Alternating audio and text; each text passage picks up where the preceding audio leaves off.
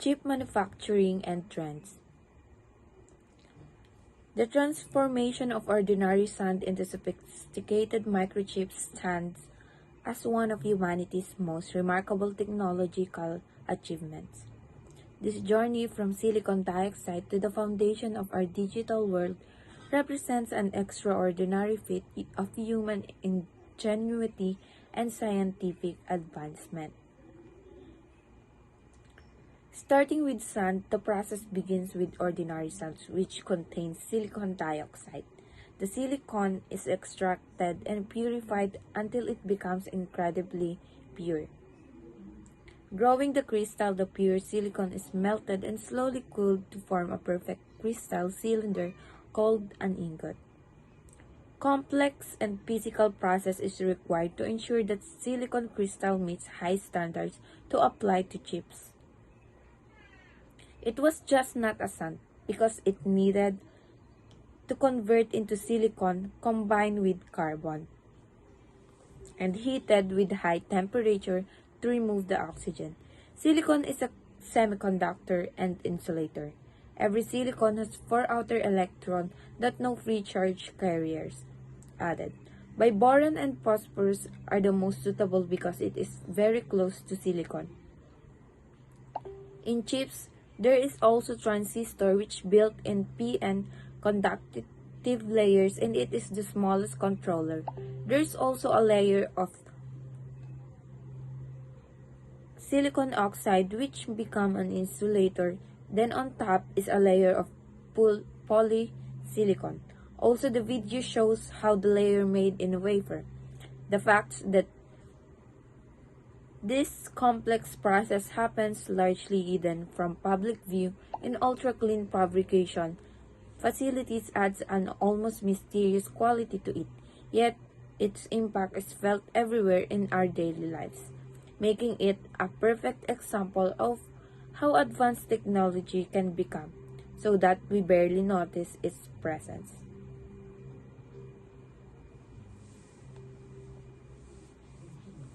Why making chip is so hard? Fairchild is one of the premier company of chip. The company brought the first silicon transistor. After a year, they managed to integrate 4 transistors in a chip and until it climbed up to 60 to 60,000 per processor.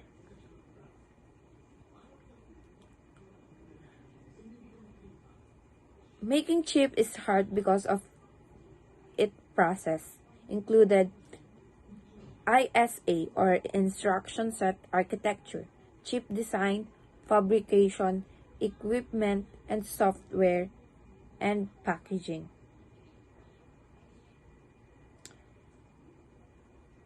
Instruction set architecture, creating the basic language that a chip understands is like designing a new human language from scratch. You have to decide every single command the chip will recognize, how it will handle these commands and make sure they all work together efficiently. It's like writing a detailed rule book that millions of tiny electronic components must follow perfectly. It including the calculation and how it will fit to industry standard. So, for me, it was hard kasi dito na po nakapaloob yung calculation and how yung decide mo kung how the command in every chip will recognize. Then chip design. Designing a modern chip is like creating a city with billions of tiny residents or transistors that all need to communicate instantly.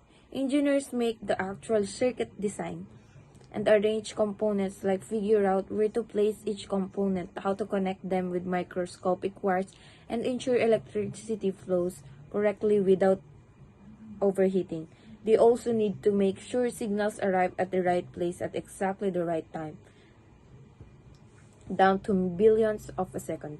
Fabrication is the most complex and capital intensive. Making the actual chip is like painting a complex artwork that's smaller than fingernail, but the paint must be accurate to a few atoms in width. This requires extremely clean rooms, cleaner than hospital operating rooms. Incredibly precise machines that cost billions of dollars, and special chemical that must be handled with perfect accuracy. Even a single speck of dust can ruin an entire chip. Equipment and software. The machines needed to make chips are some of the most complex devices ever created. They use advanced laser, vacuum system, and robot that must work the atomic precision. The software needed to design chips must handle billions of components and simulate how they all work together. These tools are so complex that only a handful of companies in the world can make them. Packaging. Once the chip is made, it needs to be protected and connected to the outside world. This is like building a tiny house with hundreds or thousands of perfectly placed electrical connections. The package must protect the delicate chip while also keeping it cool and allowing it to communicate with other components.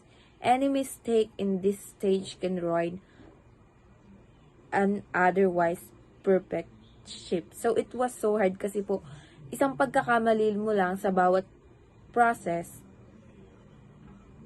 it will ruin the chip na. Hindi na siya gagana or gagana pero I think can be wrong or hindi maganda yung mangyayari. While watching it, I realized making chips is one of the humanity's most complex manufacturing challenges because we're essentially trying to control matter at the atomic level. Imagine trying to build a city but shrunk down so small that thousands of it could fit on your fingernail. And every single building and street must be perfect. That's why I'm telling that hindi pwedeng magkamali yung sa process kasi it should be perfect. That's what chip making is like.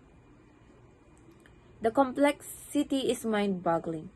Modern chips contain billions of transistors that must all work in perfect harmony, using electrical pathways thousands of times thinner than a human hair. It's like conducting an orchestra with billions of musicians, and every single one must play their part perfectly, or the whole performance fails. What makes this even more fascinating is how the competition has shaped up globally. Only a handful of companies can actually pull this off. Taiwan's TSMC dominates manufacturing.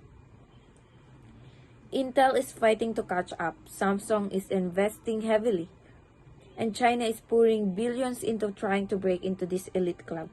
The challenge is so immense that even with unlimited money, you can't just enter this field overnight. It takes decades of accumulated knowledge and expertise. The most remarkable part is the sheer concentration of expertise. Just one Dutch company, ASML, makes the most critical manufacturing machines. One Japanese company, Tokyo Electron, dominates certain key processes. It's like global puzzle where each piece is controlled by different countries and companies, making the whole industry a complex web of interdependency. This extreme difficulty and concentration of expertise has turned chip manufacturing into not just a technological challenge,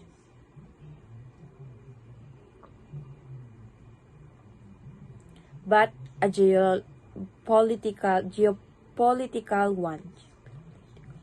Nations are now treating chip-making capability as crucial to their national security as having a strong military. It's a sobering reminder of how something so tiny has become so vital to modern civilization. Imagine po, from sand, then it was the reason pala that's why we have modern civilization right now. Then, the next video is about photolithography. Photolithography is a process that transfers shape from a template onto a surface using light. Photo means light, Litho means stone, graphy means write, which means printing with light. Alphonse invented the process and used until today, in 1885, by combining light with lithography.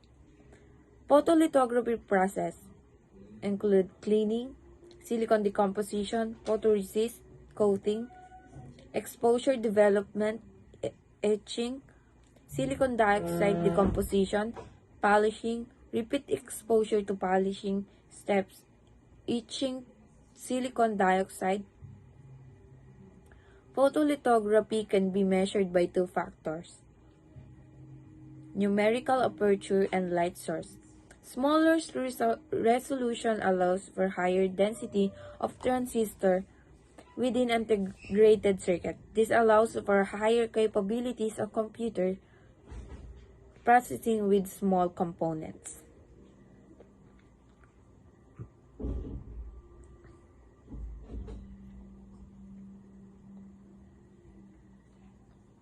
How CPU is made. The journey of CPU begins with ordinary sand, just what I'm telling, na nagsimula ang chip by sand, which contains silicon dioxide. This sand is heated to extremely high temperature to purify it into electronic grade silicon with 99.99% purity. This pure silicon is then grown into a large crystal cylinder called an ingot. By slowly pulling it from molten silicon while rotating it, like making a large candy lollipop, this ingot is then sliced into thin wafers, like cutting a salami, and polished until they're perfectly flat and mirror-like. These wafers then go through the chip-making process, where they coated with light-sensitive chemicals, exposed to precise patterns using extremely bright light, like using super advanced stencil, etched with chemicals to create circuits, and layered with metals to connect everything. This process is repeated many times to build up all the layers of the CPU. Finally, the wafer is cut into individual chips, tested. The good ones are packaged in protective case with pins for connecting to computers. The whole process takes several weeks and happens in rooms thousands of times cleaner than hospital operating room, using some of the most expensive and precise machines humans have ever built. The staggering number of 2.4 million job offerings in tech reveals something fascinating about our current moment. We're witnessing not just a career shift, but a complete transformation of how society works. The fact that 60% of professionals are moving from non-tech backgrounds into tech shows that the industry has become incredibly accessible and hungry for diverse perspectives. Think about it. A former teacher might bring unique insight to educational technology, or a former nurse could revolutionize healthcare AI applications.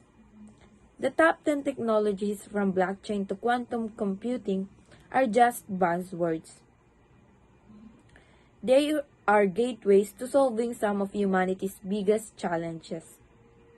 For instance, biotechnology could help us cure diseases, while IoT and 5G are creating smart cities that could solve urban problems we've struggled with for centuries. What's particularly exciting is how these technologies overlap and create new opportunities. Imagine combining AI with quantum computing or using blockchain with IoT for supply chain transparency. These intersections are creating jobs that didn't exist 5 years ago, and will spawn roles we can't even imagine yet. The beauty of this technological revolution is that it's not just about coding. It needs storytellers, problem solvers, designers, and people who understand human behavior. It's democratizing opportunity in a way we've never seen before. where someone can learn these skills online, often for free, and completely reinvent their career path. Isn't just a job market shift, it's an invitation to help shape the future of human civilization. That's all. Thank you.